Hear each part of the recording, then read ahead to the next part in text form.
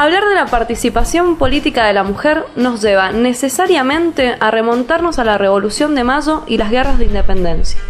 Bernardo Monteagudo, heredero político de Mariano Moreno, ministro de Guerra de San Martín y Bolívar en el Perú, desde la Gaceta de Buenos Aires, en su célebre proclama a las americanas del Sud, explicaba la importancia decisiva de la participación femenina en la revolución.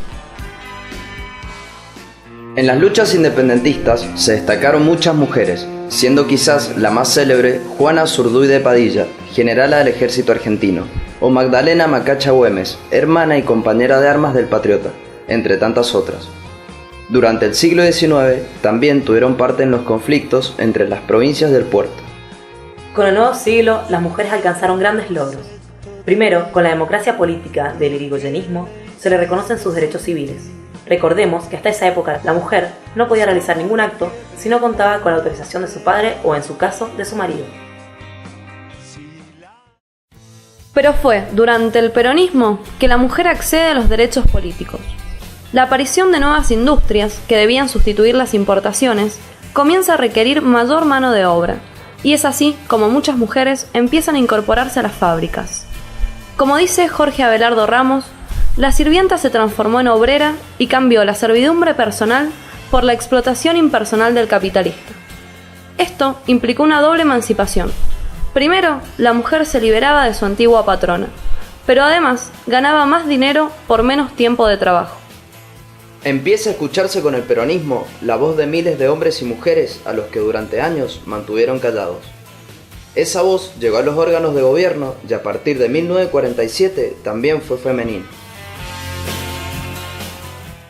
Impulsado por Eva Perón y defendido incansablemente por Juan Domingo Perón, desde septiembre de 1947, con la Ley 13.010, la mujer cuenta con derecho a elegir y ser elegida. Constitucionalizado este derecho, la exposición de motivos decía que el reconocimiento de los derechos políticos de la mujer constituye un acto de justicia, porque la experiencia de los pueblos demuestra que cuando se presentan circunstancias de alteración gravísimas, la mujer ha cooperado con su esfuerzo y energía no menor que el hombre, por lo cual resulta inconcebible que se la mantenga apartada en las épocas de normalidad. En esas elecciones votaron por primera vez casi 4 millones de mujeres y resultaron electas 9 senadoras y 24 diputados. A pesar de que esto implicaba un avance en la emancipación femenina, no fueron pocos los que se opusieron. Vale la pena recordar el caso de Alicia Moreau de Justo, nacida en Londres, esposa de Juan B. Justo, que militará activamente enfrentándose al irigoyenismo por demagógico y al peronismo por antidemocrático y fascista. Cuando se sanciona el voto femenino, Alicia se opone considerando que no es más que una maniobra del peronismo para la obtención de votos. Debemos agregar que luego formó parte de la Unión Democrática y de la Junta Consultiva encabezada por Aramburu en la Contrarrevolución de 1955. Son esos los padres del partido que llevó a Wiener como candidato a la presidencia y que forma parte de la Internacional Socialista que preside el de la Rúa griego Papandreou.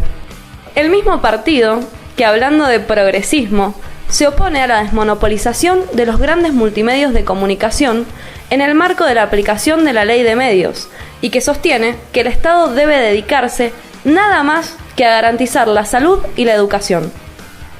Desde la fusiladora del 55 hasta el golpe cívico-militar de 1976, los derechos de la mujer se mantuvieron en términos formales, plasmados en la Constitución.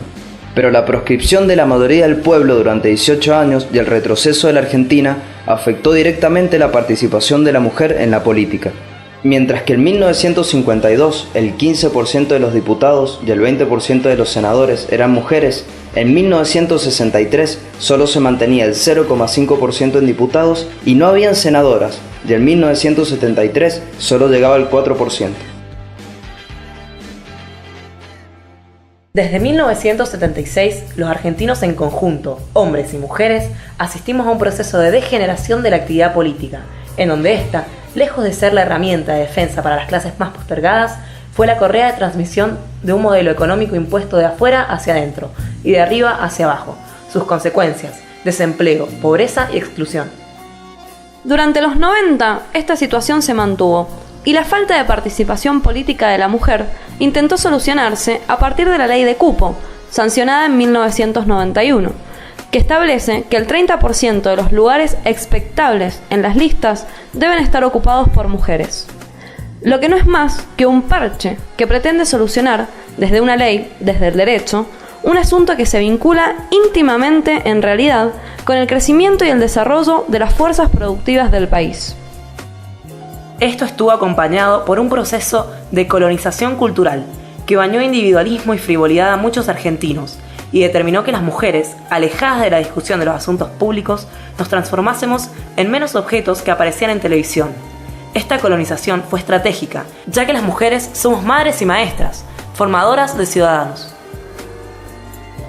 Pero desde el 2003 hasta la fecha, los argentinos empezamos nuevamente a reapropiarnos de nuestro pasado, de nuestra historia. La recuperación de más de 5 millones de puestos de trabajo, la asignación universal por hijo con su extensión para las embarazadas y la participación del Estado en asuntos claves de nuestra economía ha implicado un nuevo avance de la mujer. Eva Perón decía en su momento que los derechos de la mujer ya han sido proclamados.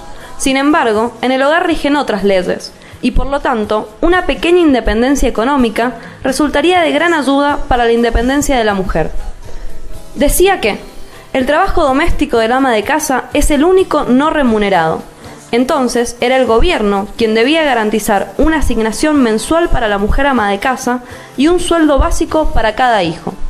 Este planteo quedó trunco en 1955 y fue retomado luego por Ramos. Y es recién con este gobierno, con Cristina Fernández de Kirchner, que las mujeres contamos con una victoria más, que es la jubilación para amas de casa y la reglamentación del empleo doméstico. Estos avances resultan fundamentales si tenemos en cuenta que las mujeres constituyen el 50% de la población y además que la mujer padece una triple opresión, la que imponen los países opresores a los oprimidos, la de las clases dominantes a las dominadas y, en la situación femenina, también la opresión de género. Es necesario hoy que los argentinos cultivemos el espíritu crítico y fortalezcamos nuestra capacidad de disentir, dotados de firmes fundamentos, con las imposiciones culturales, políticas, económicas y sociales instauradas por las minorías privilegiadas del país, empeñadas en imponer una visión extranjerizada e irreconocible de la Argentina. Es fundamental hacerlo mediante el conocimiento preciso del pensamiento político, de los y las protagonistas, individuales y colectivos, de nuestra historia, que ha sido fundada en una falsa y peligrosa separación de la cuestión del género femenino con la política.